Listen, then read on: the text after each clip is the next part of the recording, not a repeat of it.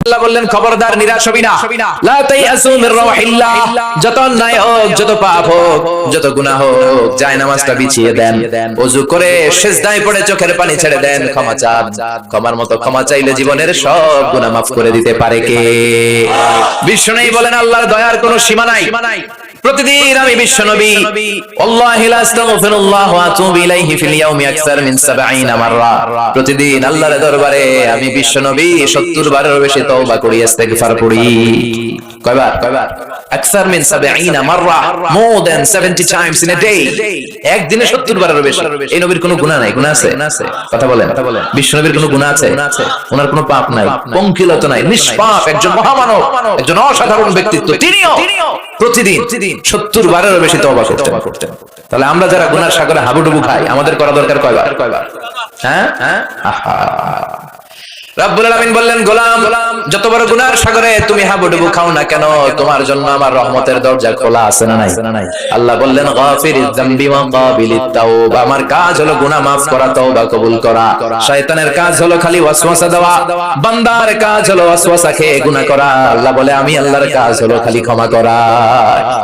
আল্লাহ বলেন, তোরা যদি পাপ না করতি আর আমার কাছে মাফ না চাইতি, তাহলে তোদেরকে ধ্বংস করে দিয়ে এমন এক জাতি আমি পৃথিবীর বুকে বানাতাম, পাঠাতাম, যারা সকালে পাপ করে দুপুরে মাফ চাইতো, দুপুরে পাপ করে রাতে মাফ চাইতো, আর আমি আল্লাহ ক্ষমা করে দিতাম। সুবহানাল্লাহ পড়ে।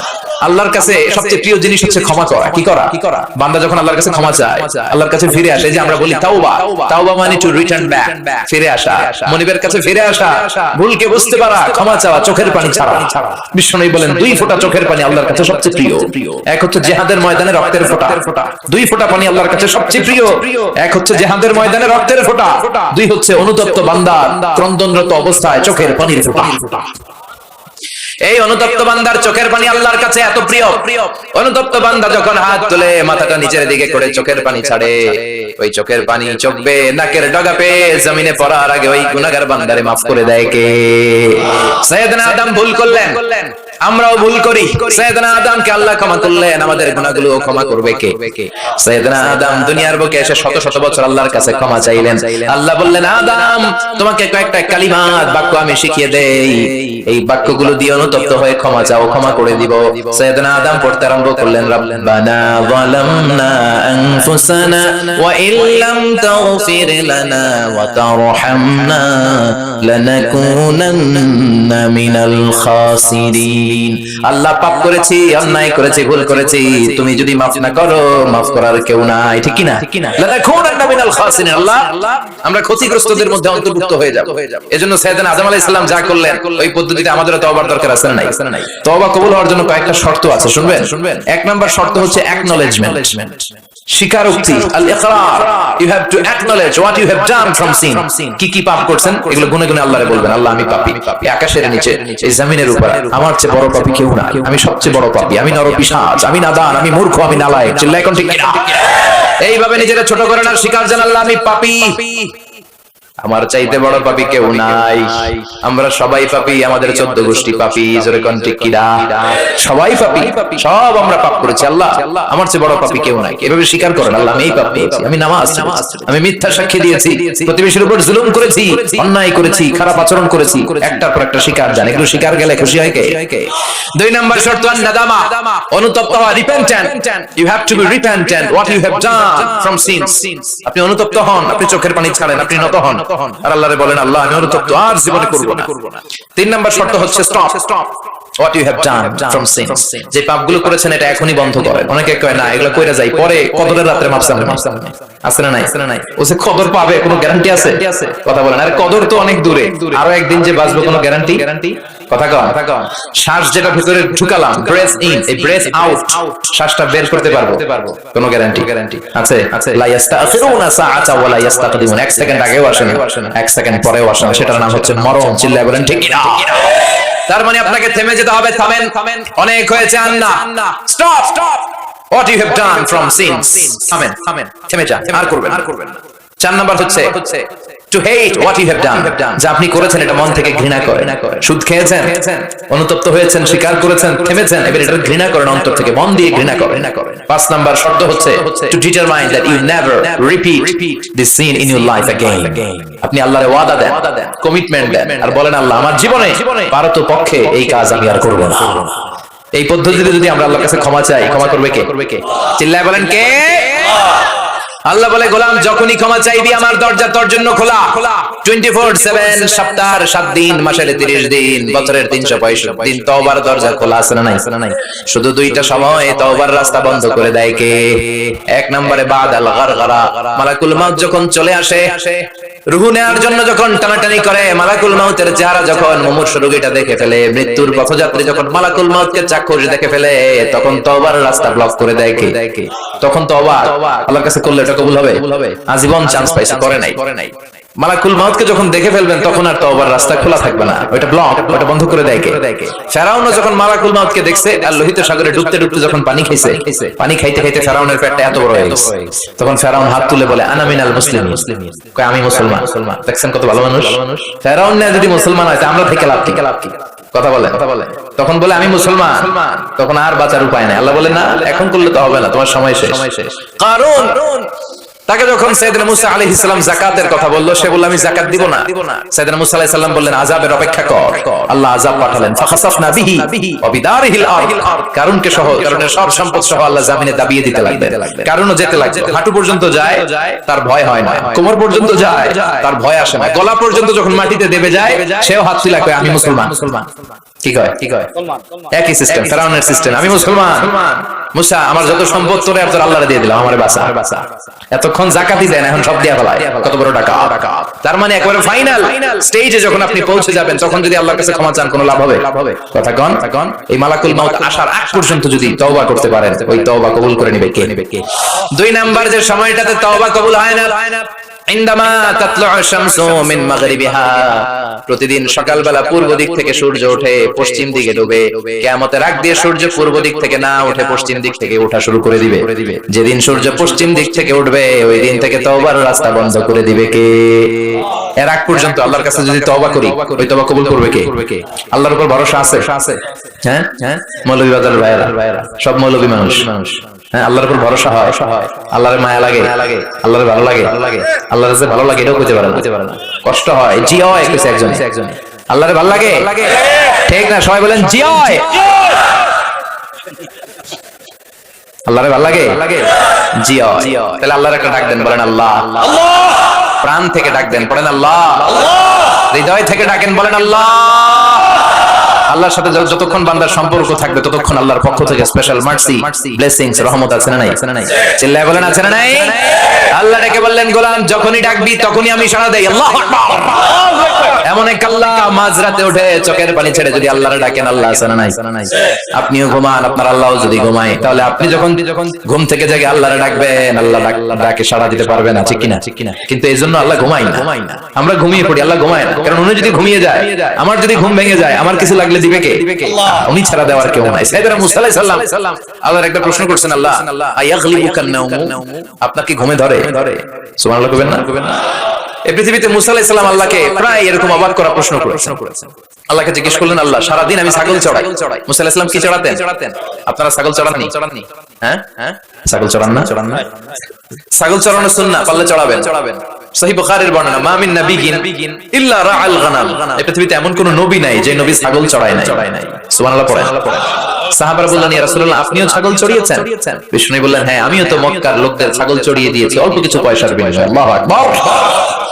সাইয়েদনা মুসা আলাইহিস সালাম বললেন, মাবুদ সারাদিন ছাগল চড়িয়ে আমি ক্লান্ত হয়ে যাই, রাত্রিবেলা ঘুম আমার উপরে চেপে বসে। আপনি সারাদিন গোটা বিশ্বের সব ব্যবস্থাপনা সারার পরে রাত্রিবেলা আপনার ঘুম আসে কিনা? আয়াগলিবুকান নাওম, উনি ভাবছে আমগো যেমনি ঘুম ধরে আল্লাহর ধরে টরে কিনা? আল্লাহ এই প্রশ্নের উত্তর না দিয়ে সাইয়েদনা মুসা আলাইহিস সালামকে বললেন, দুইটা গ্লাস নাও, পানি ভর্তি গ্লাস, আর এই গ্লাসের ভিতরে পানি নাও, নিয়ে তুর পাহাড়ের উপরে দাও। মুসা আলাইহিস সালাম গ্লাসের ভিতরে পানি নিয়ে তুর পাহাড়ের ঠায় দাঁড়িয়ে রইলেন। আর আল্লাহকে জিজ্ঞেস করলেন, আল্লাহ আয়াগলিবুকান নাওম, জিজ্ঞেস করলাম আপনার ঘুমে ধরছে কিনা, আপনি পানি নিতে বললেন কেন? আল্লাহ বললেন, নো টক, কোনো কথা বলা যাবে না, যা বলেছি তা করো। তো সাইয়েদনা মুসা আলাইহিস সালামকে বললেন দাঁড়িয়ে থাকো, আর ঘুমরে বললেন তুই মুসারে ধর। ঘুমরে কি বললেন মুসা আলাইহিস সালামকে ধরো। ঘুম যে সাইয়েদনা মুসা আলাইহিস সালামকে ধরলেন, ওই নিয়ে আর দাঁড়ায় থাকতে পারেন। আল্লাহ বললেন এই গ্লাসের পানি কিন্তু ফালানো যাবে না, দাঁড়িয়ে থাক। সাইয়েদনা মুসা আলাইহিস সালাম একবার ডান পাশে যায়, একবার বাম পাশে, এদিক ওদিক করে, নাড়াচাড়া করে, মাগার দাঁড়িয়ে থাকতে পারে না, কারণ ঘুম অর্ডার মানে কার। সাইয়েদনা মুসা আলাইহিস সালামকে ধরলেন, মুসা আলাইহিস সালাম আর দাঁড়িয়ে থাকতে পারে না, ঘুমের ধাক্কায় পড়ে যায়, হাতের গ্লাসগুলো জমিনে পড়ে খান হয়ে যায়, টুকরো টুকরো হয়ে যায়, পানিগুলো পড়ে যায়, গ্লাসগুলো ভেঙে যায়। আল্লাহ মুসা আলাইহিস সালামকে ডেকে বললেন, ও মুসা, বেশি কিছু নয়, শুধুমাত্র 2টা পানির গ্লাস, পানি সহ হেফাজতের দায়িত্ব দিয়েছিলাম, এই ঘুমের কারণে হেফাজত করতে পারো নাই। আমি আল্লাহ যদি তোমার মতো এরকম ঘুমিয়ে যেতাম, চন্দ্রের সাথে সূর্য লেগে, পৃথিবীর সাথে মঙ্গল লেগে, একটার সাথে আরেকটা তারা, গ্রহ নক্ষত্র লেগে, এই গ্লাস 2টার মতো খান হয়ে ভেঙে যেত রে মুসা, ভেঙে টুকরা টুকরা হয়ে যেত। লা তাখুযুহু সিনাতু ওয়ালা নাওম, never the slips not the slumber overtakes him. আল্লাহর ঘুম তো ধরেই না, ঘুমের আগে যে ঝিমুনি আসে, তন্দ্রা আসে, ওইটাও ধরে না। সে আল্লাহ ডেকে বললেন, গোলাম যখনই ডাক দিবি আমি আল্লাহ আছি না নাই, বিশেষ করে শেষ রাতে আল্লাহ ডাকতে থাকেন, আলা মিন মুস্তাগফিরিন আগফিরালা, কার ক্ষমার দরকার ক্ষমা চাও, ক্ষমা করে দেব। আলা মিন মুস্তারজিকিন আরযুকালা, কার দারিদ্রতা আছে আমার কাছে চাও, রিজিকের ব্যবস্থা করে দেব। কার ক্ষমতা দরকার, কার সুন্দরী বউয়ের দরকার আমার কাছে চাও, দিয়ে দেব। কে পরীক্ষায় সফল হতে চাও, কে বিপদ থেকে মুক্তি পেতে চাও, আমি আল্লাহর কাছে চাও, আমি দিয়ে দেব। সুবহানাল্লাহ পড়ো। আর ওই টাইমে আমরা নাক ডেকে ঘুমাই। আল্লাহ দেওয়ার জন্য প্রস্তুত, উনি ডাকছেন, কিন্তু ওনার ডাকে সাড়া দেওয়ার সময় আমাদের নাই। কথা বললেন। এজন্য শেষ রাতে আল্লাহর কাছে যাওয়ার দরকার আছে না নাই? তাহাজ্জুদের জায়নামাজে দাঁড়ানোর দরকার আছে না নাই? তাহাজ্জুদের জায়নামাজে মরণ দিও প্রভু আমায়, একামতে দ্বীনের কাজে কবুল করে নিও আমায়। তাহাজ্জুদের জায়নামাজে মরণ দিও প্রভু আমায়, একামতে দ্বীনের কাজে কবুল করে নিও আমায়। পড়েন আমিন। তাহাজ্জুদ যারা পড়বে এদের সম্মানকে বাড়িয়ে দিবে কে? আল্লাহ ডেকে বললেন, গোলাম এমন একটা মুহূর্ত নাই যেই মুহূর্তে আমি তোর রক্ষণাবেক্ষণ করি না। আমি হলাম the nourisher, the cherisher, the sustainer of this multi-dimensional universe 24/7। যখনই যাবি, যখনই আল্লাহ বলে আমরা ডাকবো, এটাকে সাড়া দেওয়ার তিনি আছেন না নাই? এজন্য যখনই অন্যায় হবে সাথে সাথে তওবা করব। অনেকে বলে না আজকে অন্যায় করেছি, আজকে না, কালকে মাফ চাবো, এই বছর করছি আগামী বছর মাফ চাবো, এই বছর পাপ টাপ করে নেই আগামী বছর উমরায় যাব, কাবা ঘর ধরে মাফ চাবো, এরকম আছে না নাই? আপনি যে কাবা ঘর পর্যন্ত পৌঁছতে পারবেন গ্যারান্টি আছে? না, দেরি করা ঠিক না। কয়েকটা কাজে দেরি করতে বিশ্বনবী নিষেধ করেছেন। এক নাম্বার সালাতু ফি ওয়াক্তিহা, নামাজের সময় হলে নামাজ পড়ে না। দেরি করা যাবে? সালাত প্রতিষ্ঠায় দেরি করা যায়? সালাতে কায়েম করো, সালাতে কায়েম করো, হবে সম্মানী তুমি, হবে জান্নাতি তুমি, হবে সম্মানী তুমি, হবে জান্নাতি তুমি, দিবে কাল হাশরে শীতল ছায়া আরশে আজিম, রাব্বিয়াল আলা রাব্বিয়াল আযীম। ঠিক কি না? সালাতের সময় হবে তো সালাত করবেন। মাইয়েত কেউ মারা গিয়েছে, সাথে সাথে দাফন কাফনের ব্যবস্থা করবেন। ছেলেমেয়েরা প্রাপ্ত বয়স্ক হয়েছে, বিয়ের ব্যবস্থা করবেন। ঋণী আপনি, হাতে অর্থ এসেছে, সাথে সাথে ঋণ দিবেন। এগুলোতে দেরি করা যাবে? 5 নাম্বার হচ্ছে তাওবা ফাওরান, পাপ হয়েছে কোনো দেরি নয়, কালকে নয়, সকালে করেছি রাতে নয়, যখনই পাপ করেছি সাথে সাথে তওবা করব। কার কাছে? চোখের পানি ছেড়ে দেন আল্লাহর কাছে, কায়মন বাক্যে চোখের পানি ছেড়ে তওবা করেন। অনেকে মনে করে হুজুর ডেকে তওবা করানো লাগে। কথা কন, মৌলভী বাজারে এগুলা নাই, আছে। মনে করে যে পীর সাহেব হুজুরের হাতে হাত রেখে তওবা করতে হবে, ইমাম সাহেবকে লাগবে, বড় হুজুরের লাগবে, হুজুর আসতে না পারলে মনে হয় তওবা হবে না। এরকম চিন্তা ভাবনা করার কোনো সুযোগ আছে না। আপনার রবের কাছে আপনি ক্ষমা চাইবেন, কাউরে লাগবে না। চোখের পানি ছাড়েন, আল্লাহরে ওয়াদা দেন আল্লাহ আর করবে না। আল্লাহর কাছে ক্ষমা চান, আপনার ক্ষমা করবে কে? উনি হচ্ছেন ক্ষমাশীল। প্রতিনিয়ত ক্ষমা চান, যতবার অন্যায় হবে ক্ষমা চান। বিশ্বনবী প্রতিদিন ক্ষমা চাইতেন কয়বার? চিল্লায় বলেন। 70 বারেরও বেশি, আকসার মিন 70 মাররা, 70 বারেরও বেশি বিশ্বনবী পড়তেন আস্তাগফিরুল্লাহ। কি পড়তেন? আওয়াজ করে পড়েন আস্তাগফিরুল্লাহ, আবার পড়েন আস্তাগফিরুল্লাহ। আর বিশ্বনবী বলতেন, মান লাজিমাল ইস্তিগফার জাআলাল্লাহু লাহু মিন কুল্লি দিকিন মাখরাজা। সব সময় যে ইস্তিগফার পড়বে, সে যদি কোনো বিপদে আটকে যায়, বিপদ থেকে উদ্ধার করবে কে? আমাদেরকে বিপদ থেকে উদ্ধার করে কে? না আমাদের বড় পীর সাহেব, না আপনাদের এখানে শাহজালাল ইয়ামানির মাজার আছে, উনি উদ্ধার করে এলাকার লোকদেরকে। হ্যাঁ, উদ্ধার করে কে? বাঁচাতে পারে কে? তরাতে পারে কে? সুস্থ রাখতে পারে কে? সফলতা দান করতে পারে কে? জান্নাত দিতে পারে কে? আল্লাহ ছাড়া কেউ কিছু করতে পারে না, এমনকি বিশ্বনবীও কিছু করতে পারে না, ঠিক কিনা? বিশ্বনবীর কাছে চাওয়া যায় না, কারণ বিশ্বনবী নিজেও চাইতেন কার কাছে? বিপদে আপদে সব সময় আমরা একটা সত্তার কাছে চাই। চিল্লায় বলেন তিনি কে? এজন্য বিশ্বনবী বলতেন যারা এই সব সময় ইস্তেগফারের সাথে লেগে থাকবে তারা প্রথমত আল্লাহর কাছে বিপদ থেকে মুক্তি পেয়ে যাবে। বিপদে বললেই মুক্তি। মান লাযিমাল ইস্তিগফার জাআলাল্লাহু লাহু মিন কুল্লি দিকিন মাখরাজা ওয়া মিন কুল্লি হাম্মিন ফারাজা। আর আপনাকে দুশ্চিন্তা মুক্ত করে দিবে কে? এগুলো হচ্ছে ফাদাইলুল ইস্তিগফার, ইস্তিগফারের ফজিলত। বিপদে পড়বেন আপনার বিপদ মুক্ত করে দিবে, টেনশন মুক্ত করে দিবে। আমাদের সমাজে টেনশন আছে না নাই? মৌলভী বাজারে মাশাআল্লাহ এগুলো নাই। হ্যাঁ, কি টেনশন বলেন? কিসের এত টেনশন আপনাদের? সবার চেহারা কত সুন্দর, কি হাসি খুশি, হ্যাঁ, খেয়ে দেয়ে নাদুস সবাই। কিসের টেনশন বলেন? কিসের? জীবনের টেনশন, মরণের টেনশন, ক্যারিয়ারের টেনশন, বাড়ি ভাড়া, বিদ্যুৎ বিল, পুলিশের দৌড়ানি, র্যাবের দৌড়ানি আছে না নাই? এই এলাকায় এগুলো নাই।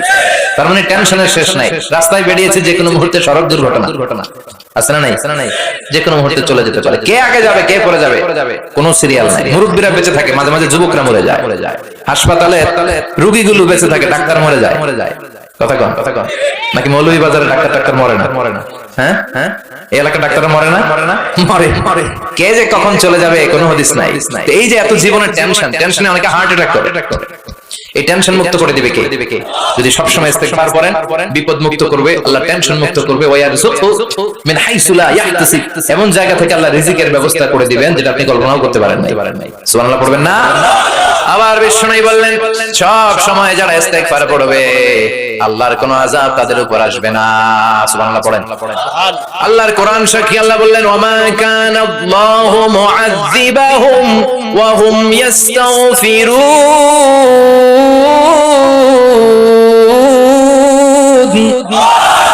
যতক্ষণ আমার বান্দাগুলো, আমার গোলামগুলো আমার কাছে ক্ষমা চাইতে থাকবে, আমার বান্দার উপরে আমার কোনো আযাব পতিত হবে না। সুবহানাল্লাহ।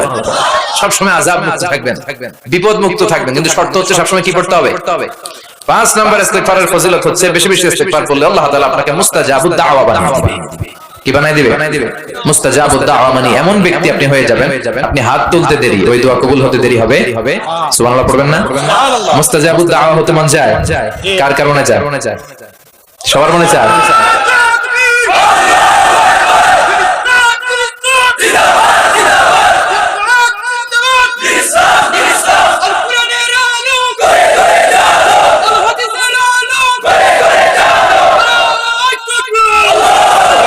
আমাদের সবাইকে তুমি মুস্তাজাবুদ দাওয়া হিসেবে কবুল করো। আপনারা ইমাম আহমদ ইবনে হাম্বলের নাম শুনেছেন? অনেক বড় মুহাদ্দিস ছিলেন, হাম্বলি মাযহাবের অনেক বড় ইমাম। উনি একক হাদিসের গ্রন্থ হিসেবে পৃথিবীর সবচেয়ে বড় হাদিসের কম্পাইলেশনটা নিজে করেছেন, মুসনাদ আহমদ ইবনে হাম্বল। 40,000-এর মতো হাদিস আছে ওই কিতাবে। তিনি তার শেষ জীবনটা সফর করে দেশ থেকে দেশান্তরে ছুটে বেরিয়েছেন। তিনি হাদিস সংগ্রহের কাজে এক সফরে বেরিয়েছেন, লম্বা সফরে, ওনার জীবনী থেকে নেয়া। ওই লম্বা সফরে প্রচন্ড শীতের রাতে উনি এক মসজিদে আটকেছেন। এত কুয়াশা, এত ঠান্ডা, এত স্নো পড়ছে। উনি ভাবলেন এক কাজ করি, এই মসজিদটাতে রাতে আমি ঘুমিয়ে পড়ি, ফজর বাদ আমি সফরে বেরোবো, আবার নতুন করে নতুন উদ্যমে হাদিস সংগ্রহের কাজে আমি বেরিয়ে পড়ি। কিন্তু মসজিদে শুয়ে উনি পড়লেন বিপাকে। মসজিদের দারোয়ান ওনারে মসজিদে থাকতে দেয় না। উনি বললেন বাবা আমি ফজরের সালাতে এই মসজিদে পড়বো নিয়ত করেছি, আমি ফজরের মুসল্লি, রাতটা তুমি কাটাতে দাও, আমি সকাল হতে না হতেই চলে যা। কিন্তু দারোয়ান তো থাকতে দেয় না, ছোট বান্দা, সে বলল বেরোন, মসজিদে থাকা যাবে না, বের হয়ে যায়। কারণ দারোয়ান চিনতে পারেনি যে উনি জগৎ বিখ্যাত মুহাদ্দিস, এত বড় আলেমে দ্বীন। দারোয়ান ওনাকে চিনেনি। উনি বাধ্য হলেন মসজিদ থেকে বেরোতে। মসজিদ থেকে বেরোয় হাঁটতে লাগলেন আর শীতে কাঁপতে লাগলেন। হঠাৎ দেখলেন একটা বাজার, আর ওই বাজারে খাব্বাস যুবক রুটি বিক্রেতা রুটি বানায়। কি বানায়? ওই খাব্বাসকে যে সালাম দেন, আসসালামু আলাইকুম, বাবা আমি তোমার রুটির দোকানের পাশে বসতে চাই, একটু আগুন পোহাতে চাই, যদি তুমি অনুমতি দাও। খাব্বাস বলে আহলান ওয়া সাহলান ওয়া মারহাবান বিক, আসেন বসে যা, বিশ্রাম নেই, আগুন পোহান। আপনি আগুন পোহালে আমার ক্ষতি কি? সুবহানাল্লাহ কইবেন না? কি ভদ্র যুবক। সাইয়েদনা ইমাম আহমদ ইবনে হাম্বল আল্লাহ শুকরিয়া করলেন, বসলেন, আগুন পোহাতে লাগলেন, আর হাদিসের বই পড়তে লাগলেন। আর দেখলেন এই খাব্বাস রুটি দোকানদারের মালিক, যুবক রুটি বিক্রেতা, রুটি বানায় আর কিছুক্ষণ পর পড়ে আস্তাগফিরুল্লাহ, কিছুক্ষণ পর সে শুধু পড়ে আস্তাগফিরুল্লাহ। রুটি বানায় পড়ে আস্তাগফিরুল্লাহ, খামির বানায় পড়ে আস্তাগফিরুল্লাহ, চুলার মধ্যে রুটি ঢুকিয়ে দেয় আর পড়ে আস্তাগফিরুল্লাহ, শুধু আস্তাগফিরুল্লাহ। কেউ রুটি কিনতে আসলে তাকে রুটি দেয় আর পড়ে টাকা নিয়ে ক্যাশ বক্সে রাখে আর কি পড়ে শুধু এটাই। ইমাম আহমদ ইবনে হাম্বল কৌতূহল বশত জিজ্ঞেস করলেন, ইয়া শাব মালাক দাইমান তাকরাউনা আস্তাগফিরুল্লাহ, এই যুবক ঘটনা কি? আসার পর থেকেই খালি দেখতেছি আস্তাগফিরুল্লাহ আস্তাগফিরুল্লাহ আস্তাগফিরুল্লাহ। কেন? যুবক বলে, ইস্তিগফার বেশি বেশি পড়ার কারণে আমি জীবনে অনেক কিছু পেয়েছি। কি পেয়েছো? জাআলানিল্লাহু তাআলা মুস্তাজাবাদ দাওয়া, এই দোয়ার বরকতে আমার আল্লাহ আমারে মুস্তাজাবুদ দাওয়া বানিয়ে দিয়েছে। আমি যা চাই তাই ভাই, যা দোয়া করি তাই কবুল। সুবহানাল্লাহ কইবেন না?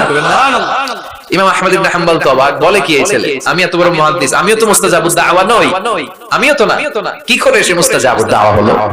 আরো কৌতূহল নিয়ে জিজ্ঞেস করলেন, আনতা মুস্তাজাবুদ দাওয়া, তুমি মুস্তাজাবুদ দাওয়া, ওয়া কাইফা যালিক, কিভাবে এটা সম্ভব, কেমন করে হলে? সব দোয়া তোমার কবুল হয়েছে? সে বলল, হ্যাঁ, আমি জীবনে যা চেয়েছি আমার সব দোয়া আল্লাহ কবুল করে নিয়েছে, তবে একটা দোয়া ছাড়া। কয়টা? কথা বলেন। এবার ওনার কৌতূহল আরো বেড়ে গেল। সব দোয়া কবুল হয়েছে, আবার একটা কবুল হয় না, এটা কেমন কথা? উনি কৌতূহল নিয়ে জিজ্ঞেস করলেন, ইয়া শাব আইয়ু দুআইন যালিক, ওটা কোন দোয়া যে দোয়া এখনো তোমার কবুল হয় না? এবার যুবক বলতে আরম্ভ করলো, আমি জীবনে যত দোয়া করেছি প্রতিটা দোয়াই আল্লাহ কবুল করে নিয়েছে, একটা দোয়া ছাড়া, সেটা আল্লাহ কবুল করে নাই। সেটা হচ্ছে আমি জীবনে আল্লাহর কাছে চেয়েছি, আল্লাহ শুনেছি এই জামানার সবচেয়ে বড় মুহাদ্দিস, ওনার নাম নাকি ইমাম আহমদ ইবনে হাম্বল, আমি যেন ওনাকে আমার দুটি নজর দিয়ে দেখে মরতে পারি, আল্লাহ তুমি কবুল করো। এই দোয়াটা আমি প্রতিদিন করি, কিন্তু আল্লাহ কবুল করে না, আমার এই দোয়াটা কবুল হয় নাই, বাকি সব দোয়া কবুল হয়েছে। ইমাম আহমদ ইবনে হাম্বল আর ধৈর্য ধারণ করতে পারলেন না, চোখের পানি ছেড়ে দিলেন। আর যুবককে বললেন, ইয়া শাব, তোমার এই দোয়াটাও কবুল হয়েছে, তোমার এই দোয়াটাও আল্লাহর কাছে কবুল হয়েছে। আনা আহমদ ইবনে হাম্বল, আমি সেই আহমদ ইবনে হাম্বল মুহাদ্দিসুদ দাহর, আমার সাথে দেখা করার জন্য আল্লাহ আমার দরবারে তোমারে পাঠায় নাই, আমারে তোমার দরবারে নিয়ে এসেছে। আমি আহমদ ইবনে হাম্বল মুহাদ্দিসুদ দাহর, এই যুগের সবচেয়ে বড় মুহাদ্দিস, আমি সেই ব্যক্তি। এবার যুবক আর ধৈর্য ধারণ করতে পারে না, চিৎকার দিয়ে আল্লাহর শুকর আদায় করে সাইয়েদনা ইমাম আহমদ ইবনে হাম্বলকে জড়িয়ে ধরে, হাতে হাত রেখে মুসাফা করে, কপালে চুমু খায় আর বলে, ইমাম আপনি ঠিকই বলেছেন, আজকের এই গভীর রজনীতে আমার এই দোয়াটাও আল্লাহ কবুল করে নিল। মুস্তাজাবুদ দাওয়া। সব সময় যদি এভাবে ইস্তিগফারের সাথে লেগে থাকা যায়, ইস্তিগফারের আমলটা যদি করা যায়, এখানকার যারা আছেন এদের মধ্যে অনেকে মুস্তাজাবুদ দাওয়া হয়ে যাবে। মুস্তাজাবুদ দাওয়ার কিছু শর্ত আছে, হালাল ঢুকাইতে হবে ভিতরে। কি ঢুকাইতে হবে? হারাম দিয়ে যদি লা ইয়াদখুলুল জান্নাতা জাসাদুন উযিয়া বিহারাম, হারাম খেয়ে নাদুস নুদুস হয়ে পুষ্ট হয়ে যে দেহটা বড় হয়, ওই দেহ কোশ্চিন কালেও জান্নাতে ঢুকবে না। ইন্নাল্লাহা তাইয়্যিব লা ইয়াকবালু ইল্লা তাইয়্যিবা, আবার আল্লাহ পবিত্র, আল্লাহ পবিত্র ছাড়া কোনো কিছু কবুল করে না। আপনি হারাম টাকা দিয়ে 10 কোটি টাকা দিয়ে মৌলভীবাজারের সবচাইতে আই ক্যাচিং একটা মসজিদ বানিয়েছেন, আল্লাহর কাছে এটার কোনো দাম নাই। কথা কন। আর আপনি মসজিদের নির্মাণ কাজে আপনার পকেটে টাকা নাই, বাজার করে যাচ্ছিলেন, 5 টাকার একটা খুচরা নোট দান করেছেন, এটার মর্যাদা আল্লাহর কাছে বেশি, কারণ এটা হালাল উপার্জন দিয়ে দান করেছেন। আর হারাম উপার্জন থেকে 10 কোটি টাকার মসজিদ বানালো আপনার আমলনামায় কিছুই যুক্ত হবে না। চিল্লা এখন ঠিক কি না? এজন্য সবসময় হালাল খাইতে রাজি আছেন তো?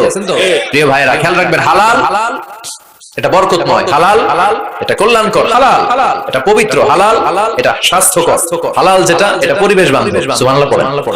এজন্য আমরা সব সময় জীবনের প্রতিটি অঙ্গনে হালাল মেইনটেইন করব। কি মেইনটেইন? আমরা এই হালাল হারামেও ভাগ করি। কি করি? অনেক লোক আছে, এই লোকেরা যদি আপনি শুকরের গোশত ভাইজা দেন, সরকারি চাকরিজীবী বাংলাদেশের মুসলমান ভাই, শুকরের গোশত খাবে? কথা কন। কেন খায় না? কারণ এটা যেই লোকটা হারাম হওয়ার কারণে শুকরের গোশত খায় না, ও কিন্তু টেবিলের নিচ দিয়ে ঠিকই হারাম ঘুষ লক্ষ লক্ষ টাকা রিসিভ করে। চিল্লা এখন ঠিক কিনা? তার মানে হারামের মধ্যে ভাগ করে ফেলাইছি আমরা। সুবিধাজনক হারাম নেই, হারাম খাই, ওইটাতে আপত্তি নাই, কিন্তু যেটাতে অসুবিধা ওইটার সাথে আমরা নাই। চিল্লা এখন ঠিক কিনা? খাওয়ার ক্ষেত্রে মুসলমানরা হালাল খুঁজে, হালাল ফুড খুঁজে, কিন্তু অর্থের ক্ষেত্রে হালালের বাস বিচার করে না। টেবিলের নিচ দিয়েও নেয়, উপর দিয়েও নেয়, আবার পারলে বন্দুক ঠেকাইয়াও নেয়। আছে না নাই?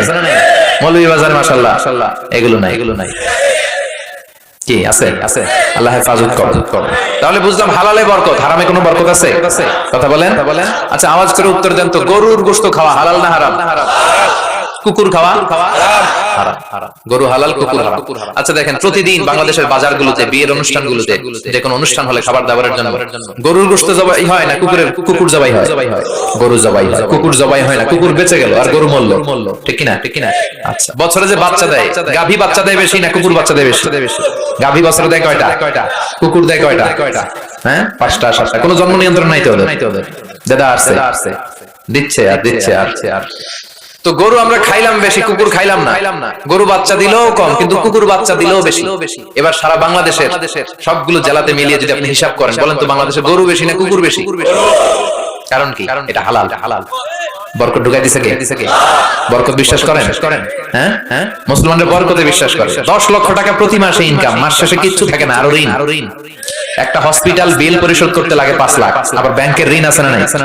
আর রিকশাওয়ালার পুরো মাসে ইনকাম 5,000, ওইটা দিয়া ছোট্ট একটা জায়গায় বাসা ভাড়া দেয়, ছেলে মেয়েদেরকে পড়ায়, স্ত্রীকে এটা সেটা কিনে দেয়, আবার মাস শেষে 400-500 টাকা থাকে। ওর 5,000 থেকে থাকে 200-300 টাকা, আর 10 লাখ থেকে 1 টাকাও থাকে না, আর ঋণ কাঁধে নিয়ে এসে ঘুরে বেড়ায়। This is called বারাকা। এটাকে বারাকা বলে। যেন বরকতে বিশ্বাস করতে হবে, অল্পে তুষ্ট থাকতে হবে, অল্প খান, অল্প পড়েন, অল্প জমা, যতটুকু লাগবে এতটুকুর জন্য কষ্ট করতেই হবে। কিন্তু সম্পদের পাহাড়, ব্যাংক ব্যালেন্স, গাড়ি বাড়ি, সোনা দানা, এফডিআর, প্রাইজ বন্ড, সঞ্চয়পত্র, একটার পর একটা টাকার পিছে যে আমরা ছুটছি, এটা ইসলাম আমাদের শিখায় না। আমরা বরকতে বিশ্বাসী, আমরা হালাল খাবার রাজি আছেন? আর সব সময় পড়বো কি? আস্তাগফিরুল্লাহ।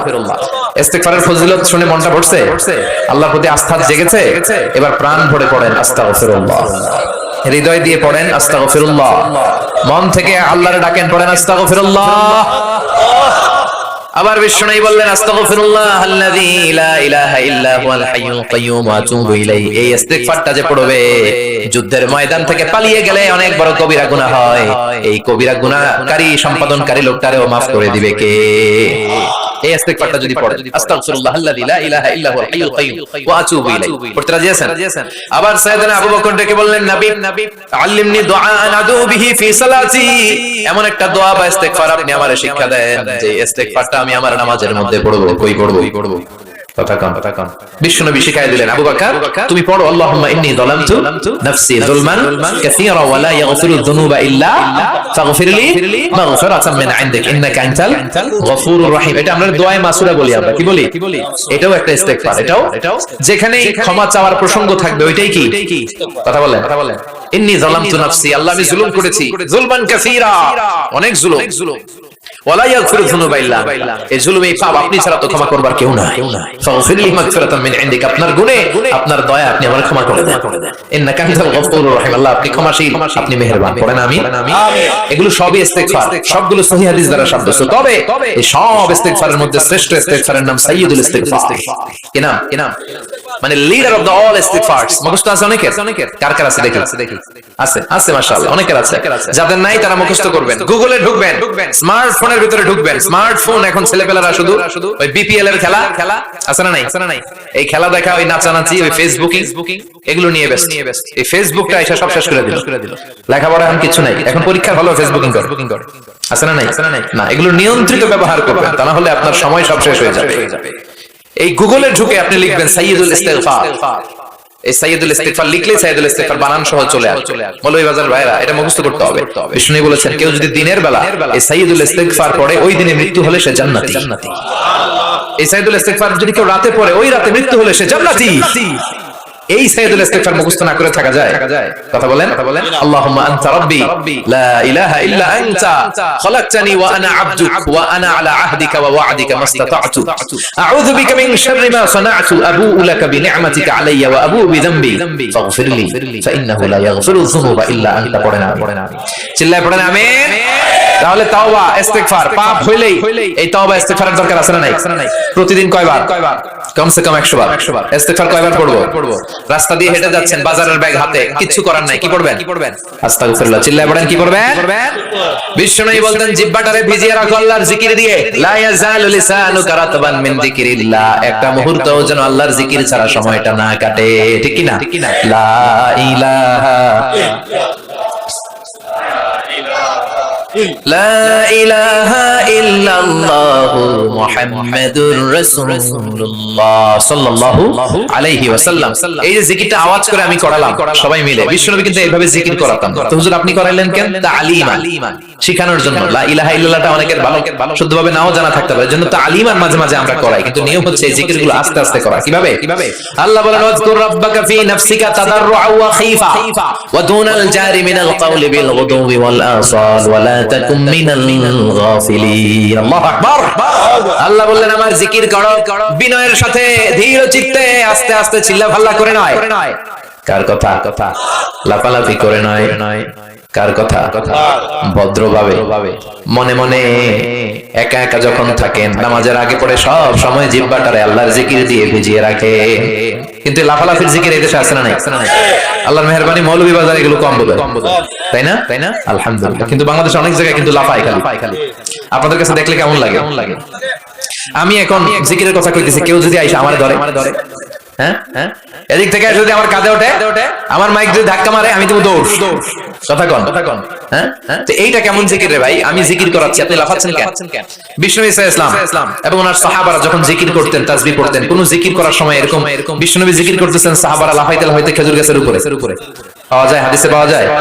অথবা বিষ্ণু তাসবিহ পড়তেছেন, জিকির করতেছেন, সাহাবারা লাফাইতে বিষ্ণুর কান্দে আছে। তাহলে এগুলো করা যাবে? আবার অনেক জায়গায় এমন জিকির করে, হুই হাই হেই হো আছে না নাই? হ্যাঁ, ওই যে কয় বসেন না, এগুলো ভুল, এগুলো আমরা করবো না, এগুলো আমরা করবো না। এই যেটা উচ্চারণ করলো, এই কথাটা বলতেই পারি না কোথাও। বললেই আমি মাহফিলে ওই দুই একজন উঠলে আমি উঠতে দেই না, তো আমি বলি এই উঠলেন কেন, বসেন। তখন সবাই শুরু করে বসেন। তো এরকম লাফালাফি করে জিকির করা, এটা সুন্নাতে নাই। আমরা ধীরস্থির ভাবে জিকির করব। বিষ্ণু বলেছেন আফদালু যিকরি লা ইলাহা ইল্লাল্লাহ, সবচেয়ে শ্রেষ্ঠ জিকিরের নাম। আবার এটার নাম কালিমায়ে তাইয়্যিবা। এটার নাম কি? বিষ্ণু বললেন মান ক্বালা লা ইলাহা ইল্লাল্লাহ মুখলিসান মিন কলবিহি দাখালাল জান্নাহ। ইয়াকিনের সাথে, ঈমানের সাথে একবার যে তার জীবনে পড়তে পারলো লা ইলাহা ইল্লাল্লাহ, তার জান্নাতের মালিক বানায়া দিবে কে? আবার আল্লাহ বললেন দারাবাল্লাহু মাসালান কালিমাতান তাইয়্যিবাতান কাশাজারাতিন তাইয়্যিবাতিন আসলুহা সাবিতুন ওয়া ফারউহা ফিস সামা। সুবহানাল্লাহ পড়েন। এটার নাম দিলেন আল্লাহ কালিমায়ে তাইয়্যিবা। এই লা ইলাহা জিকিরের নাম কি বলেন? কালিমায়ে পবিত্র বাক্য। এর চেয়ে পবিত্র আর হয় না। মুস্তাদরাকে হাকিম সাহিহ ইবনে হিব্বানে এসেছে, সাইয়েদনা মুসা আলাইহিস সালাম আল্লাহকে জিজ্ঞেস করলেন, আল্লাহ এমন একটা দোয়া, এমন একটা জিকির আপনি আমারে শিক্ষা দেন যে জিকিরটা দিয়ে আমি আপনারে ডাকবো। কে প্রশ্ন করলেন? মুসা আলাইহিস সালাম। উত্তর করেন, কে প্রশ্ন করেছে? মুসা আলাইহিস সালাম। কাকে প্রশ্ন করেছে? কি প্রশ্ন করেছে? যে আল্লাহ এমন জিকির শিক্ষা দেন যেটা আমি ছাড়া কেউ জানবে না, আমি আপনারে ডাকবো এটা দিয়ে। আল্লাহ বললেন মুসা তুমি পড়ো লা ইলাহা। মুসা আলাইহিস সালাম বলেন আল্লাহ এটা কি কইলে? আমি বললাম এমন একটা যেটা দিয়ে আমি ডাকবো আর কেউ জানে না, এটা তো সবাই জানে, এটা জাতীয় জিকির, এটা আন্তর্জাতিক জিকির, সবার মুখস্থ। আল্লাহ বললেন এটাই শ্রেষ্ঠ জিকির, এর চেয়ে শ্রেষ্ঠ জিকির আর হয় না। আল্লাহ ডেকে বললেন মুসা লাউ তাদউ লা ইলাহা ইল্লাল্লাহ ফি কাফা ওয়াস সামাওয়াতু ওয়াল আরদু ফি কাফা, সাত আকাশ সাত জমিন যদি এক পাল্লায় রাখো, লা ইলাহাকে যদি আরেক পাল্লায় রাখো, লা রাজাহাত কাফাতু লা ইলাহা ইল্লাল্লাহ, মুহূর্তের মধ্যে লা ইলাহার পাল্লাটা ভারী হয়ে যাবে। সাত আকাশ সাত জমিন এক পাল্লায়, লা ইলাহা আরেক পাল্লায়, ভারী হবে কোনটা? সবসময় লা ইলাহা জিকির করতে রাজি আছেন? আবার বিষ্ণু বলছেন আহাব্বুল কালামি ইলাল্লাহি আরবা, আল্লাহর কাছে সবচেয়ে প্রিয় কথা চারটি। মৌলভীবাজারের ভাইয়েরা চিল্লায় এখন আল্লাহর কাছে সবচেয়ে প্রিয় কথা কয়টি? জোরে বলেন কয়টি? এক হলো সুবহানাল্লাহ, দুই হলো আলহামদুলিল্লাহ, তিন হলো লা ইলাহা ইল্লাল্লাহ, চার হলো আল্লাহু আকবার। এই চারটা কথা আল্লাহর কাছে প্রিয়। পড়তে রাজি আছেন? মনে থাকবে তো? আবার সাইয়েদনা আব্দুল্লাহ ইবনে আমর ইবনে আল-আস বলেন রাআইতু রাসূলুল্লাহ সাল্লাল্লাহু আলাইহি ওয়াসাল্লাম ইয়াকিদু তাসবিহা ফি ইয়ামিনিহি, আমি বিশ্বনবীকে ডান হাতের আঙ্গুলের গিড়ার ভিতরে তাসবিহ পড়তে দেখেছি। সুবহানাল্লাহ পড়েন। আপনাদের ডান হাত আছে সবার? উঠান দেখেন আমার এইভাবে। এই তো সবার হাত দেখা গেছে। এবার আঙ্গুলগুলো এরকম করেন আমার মতো, এই যে এরকম, এই আঙ্গুলটা এখানে নিয়ে সালাত শেষে সুবহানাল্লাহ 33 বার এভাবে শুরু করবেন, সুবহানাল্লাহ সুবহানাল্লাহ সুবহানাল্লাহ সুবহানাল্লাহ সুবহানাল্লাহ। কারণ সাইয়েদনা আব্দুল্লাহ ইবনে আমর ইবনে আল-আস বিশ্বনবীকে আঙ্গুলের গিরার মধ্যে এভাবে সুবহানাল্লাহ পড়তে দেখেছে। এই আঙ্গুলের গিরা কিয়ামতের দিন আপনার পক্ষে আল্লাহর কাছে সাক্ষী দিবে। হাত নামান। তাসবিহ পড়েন না অনেকে, ওটা জায়েজ প্রয়োজনে, কিন্তু এটা বেশি সুন্নাহর কাছাকাছি। নিজের আঙ্গুলের গিরায় করা, বিশ্বনবী এভাবে করতে রাজি আছেন সবাই? আল্লাহর জিকির করতে ভালো লাগে?